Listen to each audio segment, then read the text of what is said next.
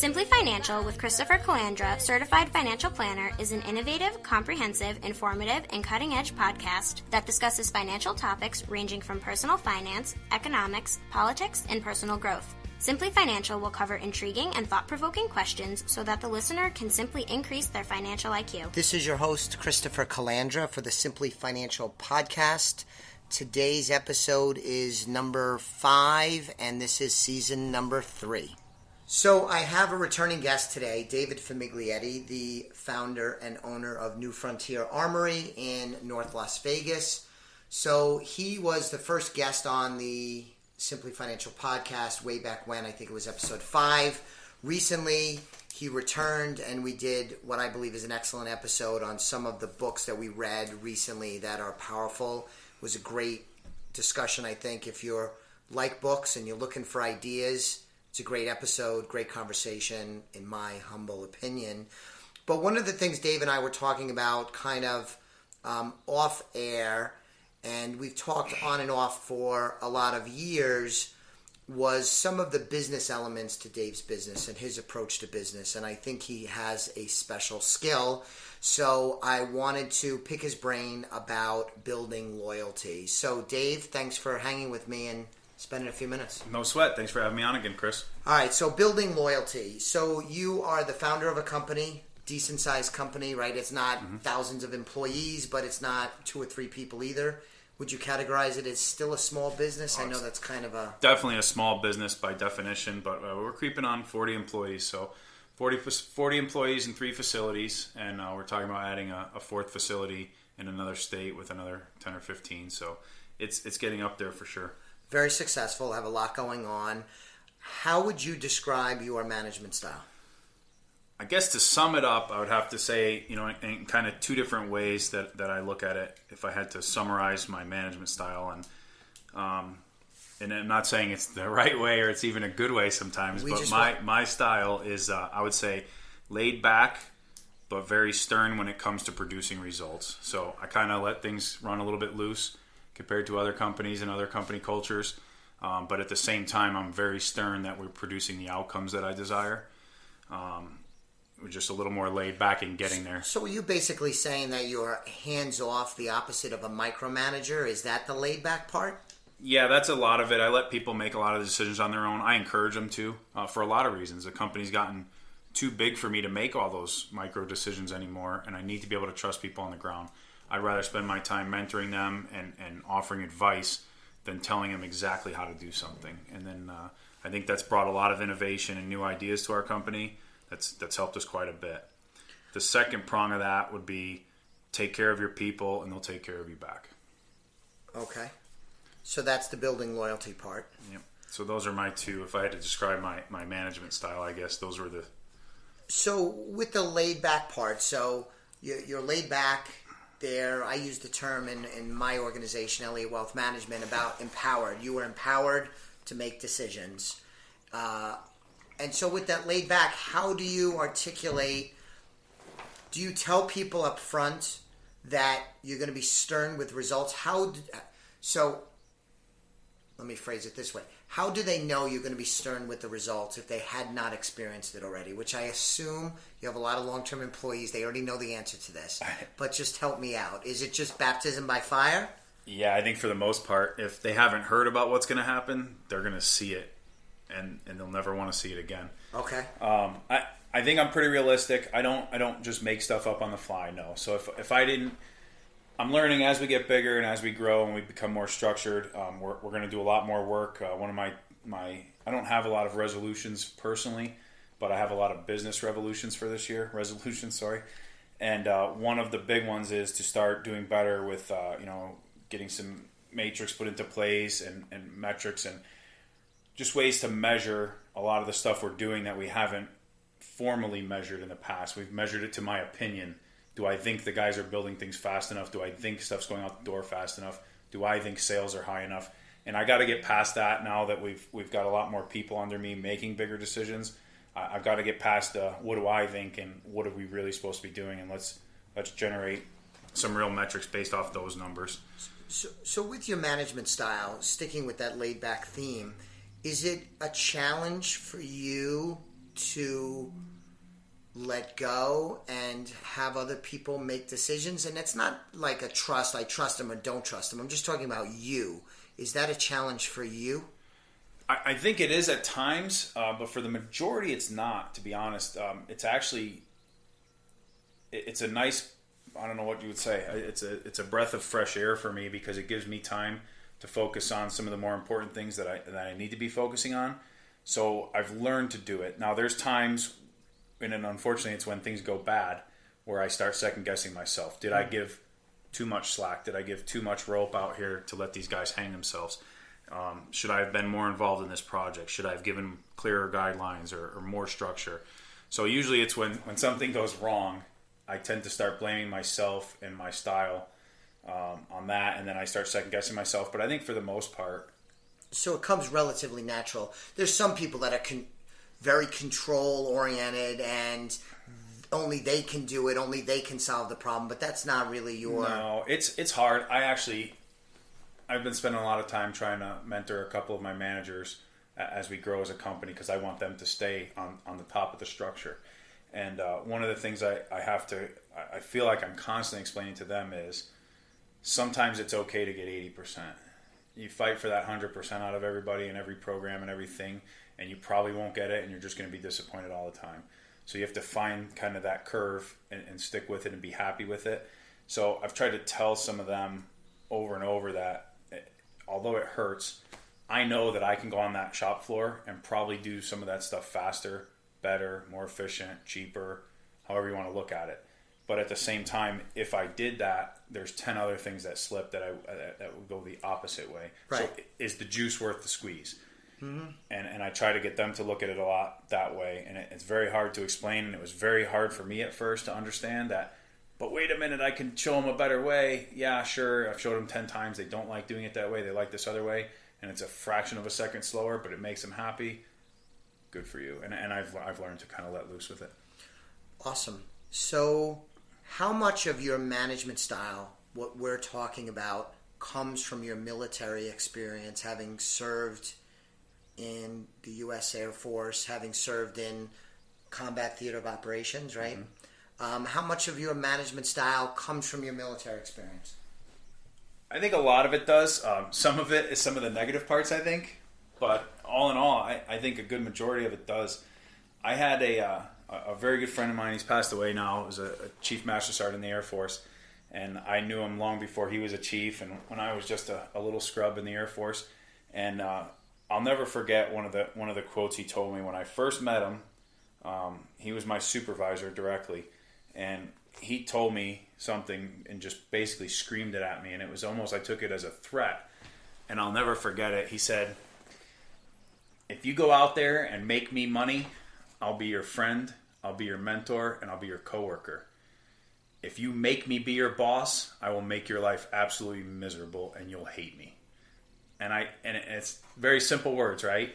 Yeah. But I think it's a very, very good lesson. Like, how much do you want me to be your boss versus your coworker, right? So I'll be your boss if that's what you need. Do you need me riding you constantly all day long, telling you you're doing things wrong and doing whatever? Or will you step up to this level where I don't have to bother with you? I give you a task, you take off, you do it, you ask yourself the questions, you work through problems on your own. You know, there's a lot of different types of people, but if you categorize it into two, you've got people that'll go out and solve problems, and then you got people that'll hit a brick wall and lay down and cry, right? I don't have time for those people. And that's what he taught us was, leave me alone. I gave you, you know the task that I've given you. You've been trained how to do it. You know the desired outcome, right? Mm-hmm. Leave me alone. Don't come back until that desired outcome is achieved. How early in your military career was this? That was 4 or 5 years in, right when I started supervising myself. So okay. I had 5 or 6 guys under me at the time, and that was it was one of those mind blown moments where, man, this guy's awesome. I don't have to, like, there's people in my company that I don't have to babysit on silly stuff. I don't have to say, hey, are your new business licenses posted in your building? It's rudimentary stuff, and they're better than that, right? So that was a very important, I think, aspect of it out of my military experience. So I'm going to do something that I've been debating in my head because when you were talking about it, I was having trouble thinking of the reference, but I've come up with a reference. So I'm going to double back to what you were saying about going on the shop floor. And you said, would the juice be worth the squeeze? Because the example that I use in my organization, something that sticks in my head, although under the pressure of doing an interview, I forgot a little bit, is Newt Gingrich, the former politician, and this isn't a political statement. Some people like him, some people don't. But he often told the story that, did you know that lions could hunt mice? They're great hunters of mice, but they don't hunt mice. Do you know why? No. Because if lions hunt mice, they will starve to death. It's true. That the effort of catching the mice is not worth the investment, so they don't hunt the mice. And that's what sticks in my head. It's not use that one, Chris. You could use it. That's fine. Somebody giving it to me.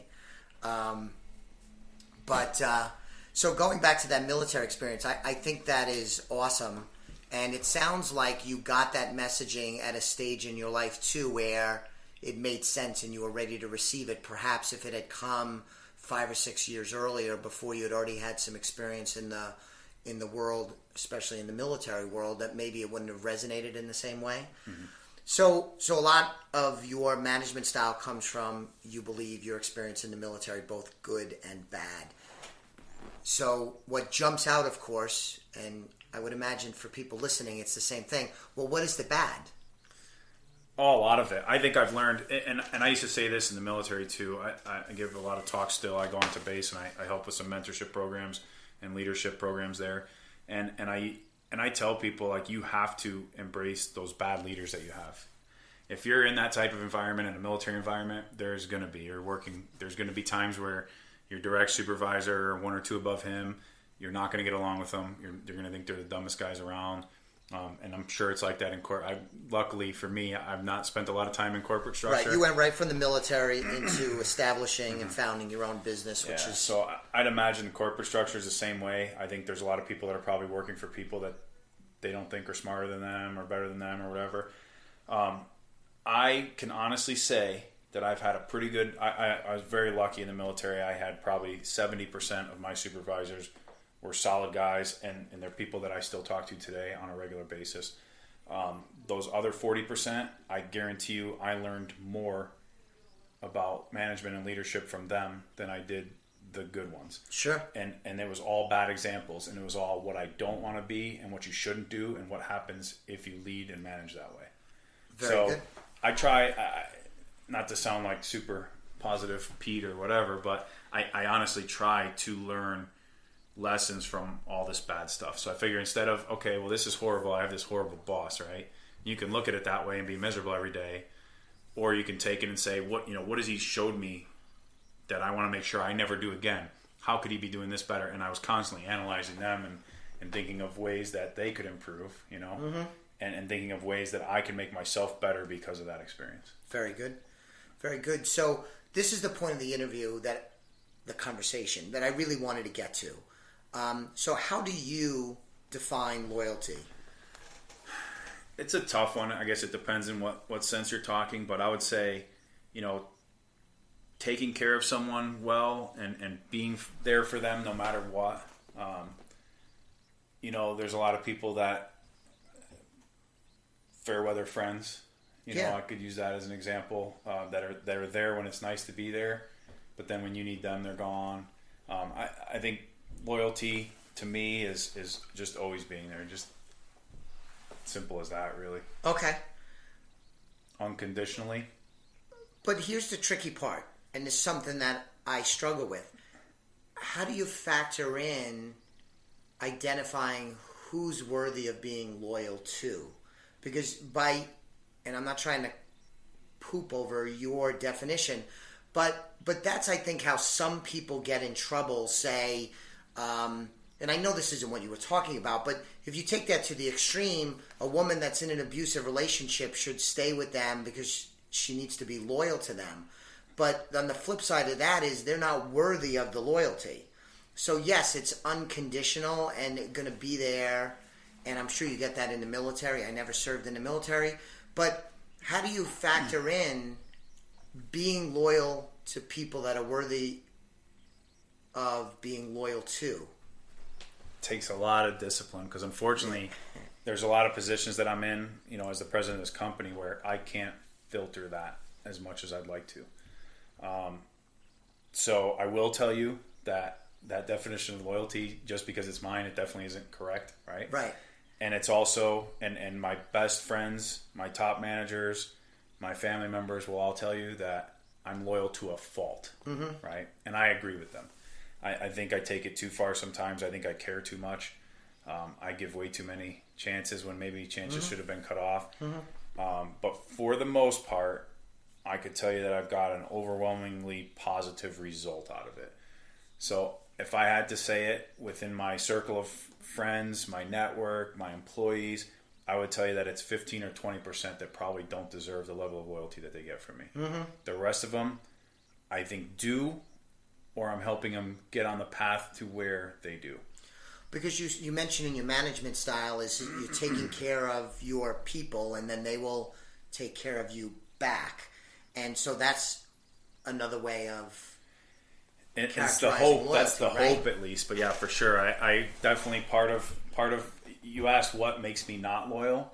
So that something. So when somebody clearly shows no desire to treat me the same way or treat the company the same way, that's when I start to lose interest and decide that no, you don't get this treatment from me any longer. So in business, how do you strive to be loyal? And it seems to me as an outsider, I know your business, I know a lot of your employees, I've been in your shop numerous times over the years. So, I mean, I'm an outsider, but I think I have a reasonably good pulse of your organization.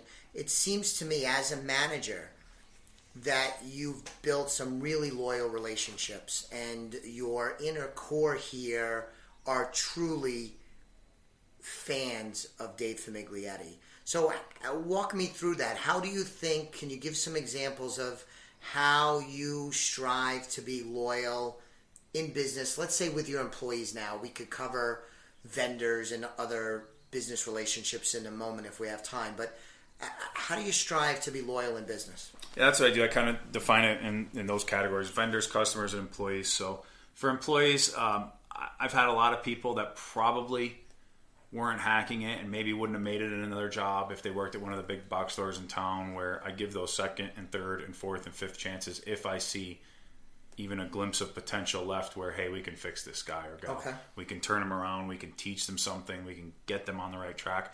I think I offer those chances. That's part of my loyalty to them, is I don't just throw them on the street. Something goes bad. I can't remember. It's very, very seldom if we've ever fired anybody, it's been for theft. I think it's been 2 cases where we've actually fired somebody, and it was because of theft. I feel like I'd spend more time training somebody and teaching and whatever. So you build loyalty by giving people a lot of slack. Tons of opportunity. So what's in it for you? And I don't mean to be overly crass about that, but a hardcore business decision could be, look, you're not cutting it. I'm going to bounce you out. I'm going to bring somebody else in, and you could have immediate results in your business, but you choose not to and give people multiple chances. Now, part of that, I imagine, is because you're a good man, you have integrity.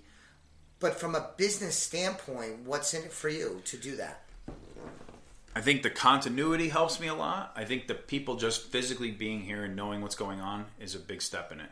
So every time I have to hire somebody new, I can't even really tell if they're going to work out or not, or they're going to be a very good employee or not, until 3 or 4 months, until they really know the ropes and get the hang of things. So the continuity part is very important to me, because we don't have a lot of time to train new people. The other part is hoping that, because I've shown certain loyalties to them, that when it does come time to, sorry guys, but I need you to work this Sunday, or sorry, I know this is a real crappy job, but I need you guys to go do this, or can you run and do that, or can you do... I don't get a lot of questions. They'll step up. They and do step it for up you. and do it with no hesitation. The more selfish part would be, when I first became successful in this business, I had a lot of guilt because of my success. I hid it. I hid the money I was making. I didn't have a lot of possessions that were flashing, whatever. Mm-hmm. And I feel like that if I'm treating these guys good and with respect and giving them all these opportunities and being loyal to them and taking very good care of them as employees, then I shouldn't feel bad that I'm profiting off the enterprise. So is it much the same with the other categories, the vendors and the customers? Yeah, different levels, but real quick, like on the vendors, I don't chase price often. So it takes a lot for me to switch. There's a lot of guys in this industry that they'll come all day and try to sell me on, hey, I have this X widget. I know you buy 1 million X widgets a year. How much do you pay for them? Oh, I pay $10. I can get them to you for $9.99.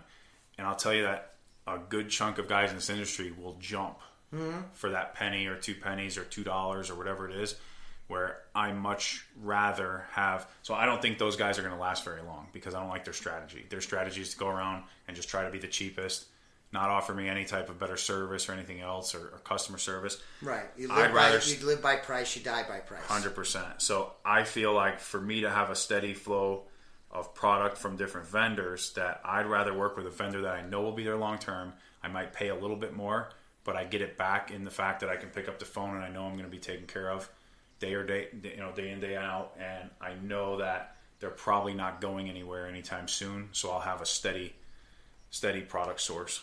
I do. It's funny. Now, my business world is much different than yours in many, many ways, but I do find it amazing how there's, I don't know if it's a lot, but that there's a decent number of business people that they'll beat the heck out of you price-wise.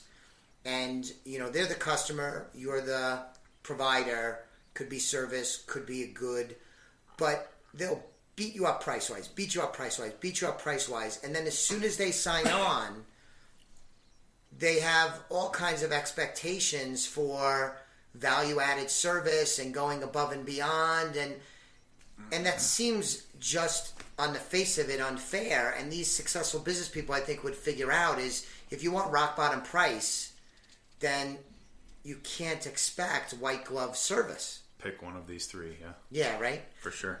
So what is that? Just so everybody is in on our inside joke. There's the three things. There's price, quality, and low price, high quality, expeditious service, or whatever, in a timely fashion. You know what I mean? Fast. You can get low price, fast, or high quality. Yeah, you could get 2 out of the 3, but not all 3. 2 out of 3. Yeah. And some people try to negotiate so hard in one, and then afterwards they want both the other things, and it can't work that way. Because you can't beat somebody down so much that their margins and their profits are so slim, and then ask for something extra and expect them to go in the red.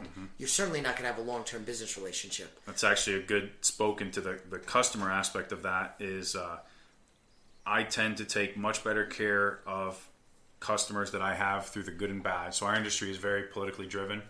So there's times where everybody will buy my product because it's in very high demand because of political threats. I have other times where it's very, very slow time industry-wide and not many people are buying. Those customers that are pretty continuous and stock through those times, and they're doing what I do with my vendors. They're not jumping around because there's guys all the time nipping at my heels trying to get, well, they're $5 cheaper. Well, really quick, so I have tons of customers that will bail for that $5 a part. And when they do, they quickly realize what doesn't come with their lower price. Right. That they were getting from me, and they come right back to me. Well, the problem is when it is really busy and everybody wants the product and the demand is very high, I prioritize the people that didn't jump ship, the people that stuck with us no matter how slow or good things were.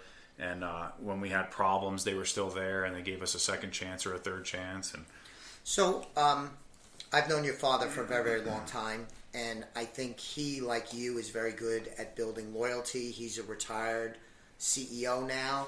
How much of your management style and the topic of loyalty do you get from your dad? I think a ton of it. I watched my dad growing up kind of as a hero and heard him on the phone all the time, and he'd take us around to business meetings all over the place, and I really looked up to him because he was the big boss. Everybody's always constantly calling and doing stuff. But I think, and again, unfortunately, and he's still slow to admit this, but everybody around him will admit it just the way people around me do. Is I think I learned that loyalty to a fault from him. I think the taking care of people part to a fault, right?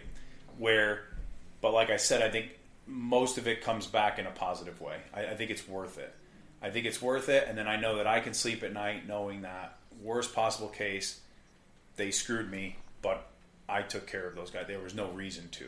I didn't have it coming. I wasn't the bad boss. Right. I made them work on Christmas and sent them home without a paycheck or whatever. So clearly, being loyal and sort of taking the high road when it comes to some of the things we're talking about, it pays off, right? Because more often than not, you are going to get, it's going to be reciprocal. Mm-hmm. And there are going to be some bad apples that take advantage of you, right? We agree. For sure. But what's your thoughts on the idea that by behaving this way in the world, that you, and this sounds like cosmic, this is stuff from the book The Secret, but, that good things come to you, so, you get beat out of this, you were loyal and they took advantage of you and maybe they stole from you or they took their business elsewhere, whatever, but then something unexpectedly happens good out of the blue, and at first glance they're not related, but they sort of are. Do you believe in that like I do? I actually do. So grew up with a lot of old superstitious Italians, and it is. Karma's a big thing, and I think it's a true thing. I think that's why I've worked very hard for what I have and what I've built, but at the same time, I think I have been lucky in a lot of ways in different areas of my life, not just the business, and I think a lot of that does have to come back to, hey, I tried to do things right. I may not be the best person all the time, but I've really tried to take care of people. I've tried to help people when I can. I've tried to live a pretty good life. And when you do that, I do think that there is some type of reward. And it's not a religious thing or anything else. It's just, I really do think that comes back around. So, going back to the mechanics of all this, do you expect your employees to be loyal? But in what way do they show their loyalty to you? And it's kind of the same. You could use examples for the vendors, or let's leave the customers out of it for a moment. How do you expect them to be loyal? So this kind of goes back to military, and same thing. Right alongside that other chief, there was a Master Sergeant Walker, and he's still a very good friend of mine. I try to visit him when I can when I'm in North Carolina. This guy was amazing because he was a man of very, very few words, which is total opposite of me, right? And anybody I've ever known before I knew him. So he could tell you, this guy could make you, with his eyes, he could beat you up worse than any words from any person or a stick or anything else. You would leave this guy's office crying and he'd never once reprimand you, right? Because he would make you want to make him happy so bad that you would do anything. And if you let him down, you felt worse inside about yourself than he could ever make you feel. And it wasn't, and it sounds kind of negative, but it wasn't at all. That just taught me so much, was that I'd like to be that boss. I'd like to be that boss where, like, my guys won't come to work because they don't want to late because they're scared of letting me down. They're embarrassed. I want them to be embarrassed. I don't want them to be scared of getting yelled at when they get here late. I want them to be embarrassed that they weren't here on time. I want them to beat themselves up over it, not have me go yell and scream at them. I want them to know that I'm disappointed, right? And I think that hurts worse. You want that to have a meaning for them. And I feel like that hurts worse sometimes than actual reprimand. Like, I could write you up on a piece of paper and tell you, oh, you were late for work. But if they don't care, then what difference does it make? And that's not going to help them care. But figuring, hey, I'm letting down this guy that just yesterday bought us all lunch on Friday because it's free lunch Friday. And that's money I don't have to spend out of my pocket, but they get it, Or I got a bonus for this. Or, hey, he bought us tickets to this fundraising banquet and we get to go to this big party that we normally couldn't afford to go to. Or out for these dinners that we couldn't afford to go to. Or staying in a hotel room because it's our anniversary. Or whatever. Any of these little perks that I do for my employees. I want them to kind of have... And it sounds very selfish. And it's not. It's just some people weren't raised to where they appreciate that. Right. I'll be honest, like, some people don't even say thank you. But what I try to instill is that I want you to take that and know, like, okay, I went out of my way and did this for you. And all I'm asking you to do is follow the rules and do these couple things a day for me. So you should know to do it and not worry about me yelling at you or whatever. You should just want to do it because I've done these other things. But don't you like to surround yourself and go out of your way to surround yourself that you were either raised that way or they evolved to become that way? So isn't it somewhat self-selection? When I look at your key employees here, they've by and large been with you a while. Many of them served with you or their spouses served with you. So you've seemed to have tried hard to pick people to be part of your team that would respond well to being in a loyal environment where you're going to give loyalty and you're going to expect loyalty in return. For sure. I think once, and like I said, you're right. My management team, I've been very lucky. I have a really good management team that are all very close friends. Again, to a fault sometimes. It makes things hard. But all in all, it's been very good for me, and I think it's been very good for them as well. I think they all were brought up the right way, where they do understand that loyalty the way I do. And I think it's important that they do, because I think they can help instill it in the employees below them that maybe don't understand how that type of relationship is supposed to work. Mm-hmm. So I think that's part of it, is having that really tight circle and the core of people that do understand how this system works. The one hand washes the other type of system, right? And I think because of that, people that may not have been very open to that type of relationship become open to it, because they're correct, or they won't fit into the culture, and one way or another they're going to move on. Circle. So, we're relatively. I mean, I'm 48. You're about 10 years younger than I am, I think, right? Although you have a birthday coming 9 up, years. You're catching up. Compared to previous generations, like your parents, my parents, they were in a different business world. But do you think there's a shortage of loyalty in the business world today? And if so, why? 100%. And unfortunately, I see it getting worse and worse and worse and worse. And I hate to have that outlook, but I do. And a lot of it might not be their fault. Some of it's parenting. Mm-hmm. Some of it is not getting that upbringing where you actually, you teach people to take care of other people and help other people. I grew up where that was very, very important. And I think that stemmed from just an immigrant community that had to, at one point, that's all they had, was to take care of each other. Mm-hmm. So I think I learned a lot of that from my family, who learned it from their parents when they came off the boat. And then I kind of took it from there, and I've continued it on, again, to a fault a lot of times. But I think between that, and I think the changes in technology aren't helping, unfortunately, with the loyalty when it comes to brand loyalty, company loyalty, stuff like that. So now, and even myself, I catch myself, I have, Amazon Prime, and it's very convenient for us. We're very busy. We're raising 2 kids, running two or three businesses. I don't have a lot of time to go around and clip ads and go get my coupons for whatever store. And I remember my grandmother and grandfather going to 4 to 5 different stores, to get their groceries, because they say, the broccoli's cheaper over here. But now, I couldn't tell you the last 10 companies that I bought goods from, because it's honestly whatever pops up first on Amazon, which always happens to be the cheapest, right? Because that's how they sort. And that's what we click on, right? So because the information is there, maybe before, when you were buying something, like even some of the products that I manufacture, local customers would walk in my store locally and they don't know any better. The price is on the wall. That's the price it is. They don't wonder what Joe's price is in Wisconsin or Bob's price in Ohio. They just know my price. And it's just simple capitalism. Is it worth your $20 to buy this product? If it is, then you buy it. If you don't, you don't. Well, now they have access. Everybody has an online store. Price discovery. Everything they can research everything. Across the globe, and they have all this information right at their fingertips. And I think that helps them stray easier from going to your local brick and mortar store and buying things. But I think that's true from the customer level, the breakdown of branding and loyalty. But that really doesn't speak to the customer part.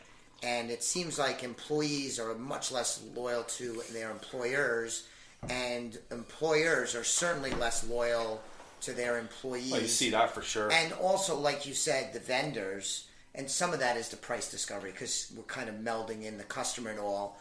And it's a shame, but at the same time, I believe that part of my success, to the extent that I've had it, and I would say probably the same for you, is that when you deliver loyalty and you find the right people that appreciate that loyalty and they value it, that you will win and beat out the competition because that topic is just lost on them. And it does give you a competitive advantage, even if every once in a while you get beat out. I believe so. I think it pays dividends in a lot of different ways. And like you said, with my team here, I have a pretty veteran team as far as years with the company. Yeah. Compared to other similar businesses here in town. Mm-hmm. And I think that gives us a big advantage a lot of times with getting things done. We have a team that works a lot better together because they've worked with each other a lot longer.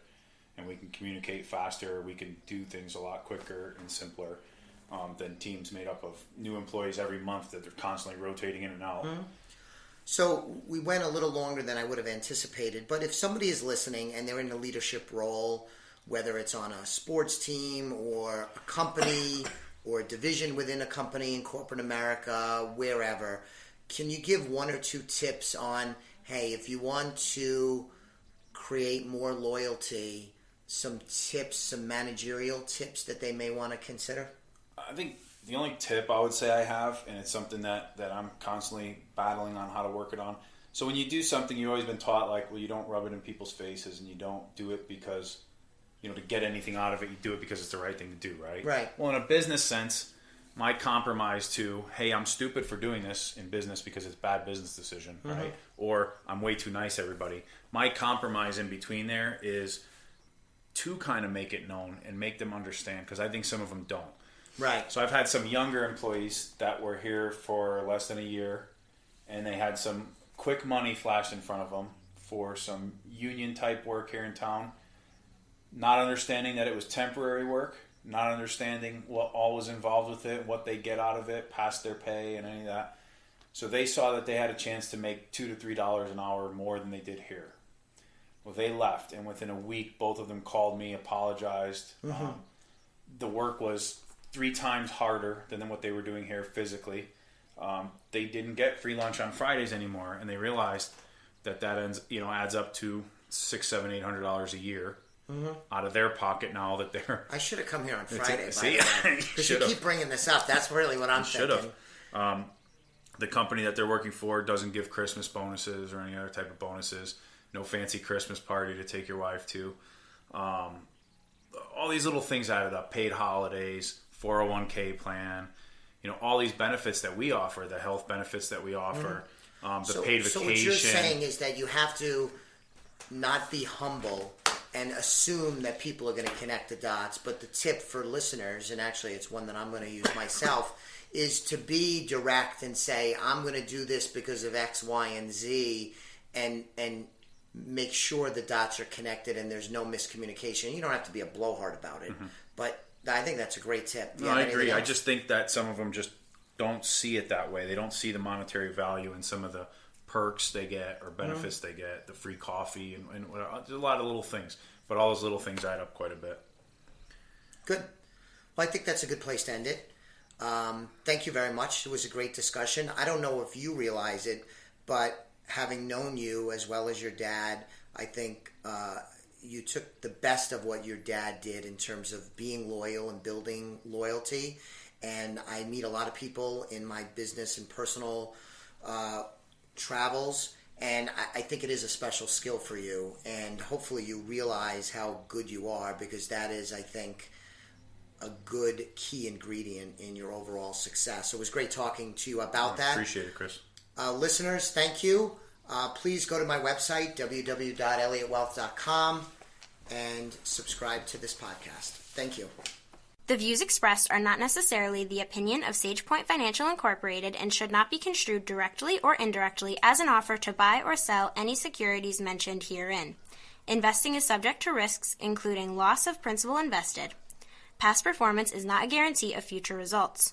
No strategy can assure a profit nor protect against loss. Please note that individual situations can vary. Therefore, the information should be relied upon when coordinated with individual professional advice. Please note, the information being provided is strictly as a courtesy. When you link to any of the websites provided here, you are leaving this website. We make no representation as to the completeness or accuracy of the information provided at these websites, nor is the company liable for any direct or indirect technical or system issues or any consequences arising out of your access to your use of third-party technologies, websites, information, and programs made available through this website. When you access one of these websites, you are leaving our website and assume total responsibility and risk for your use of the websites you are linking to.